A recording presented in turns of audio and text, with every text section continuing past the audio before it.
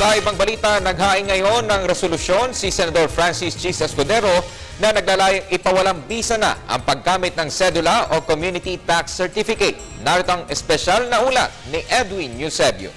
Matagal nang nawala ng halaga o importansya ang paggamit ng sedula o Community Tax Certificates.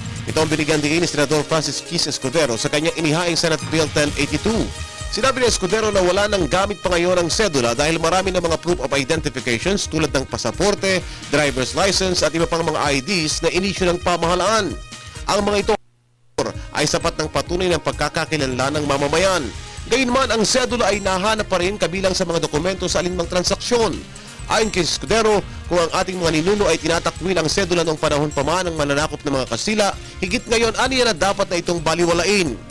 Ang sedula ay unang ipinatupad bilang bahagi ng 19th century tax reform panahon pa ng mga Kastila sa bansa. Matapos na ipawalang bisa ang tribute system o head tax to Spain, ini-issue pa rin ang sedula sa pagbabayad ng residence tax. Layunin din ng panukala na i-repeal ang probisyon ng Republic Act 7160 ng Local Government Code of 1991.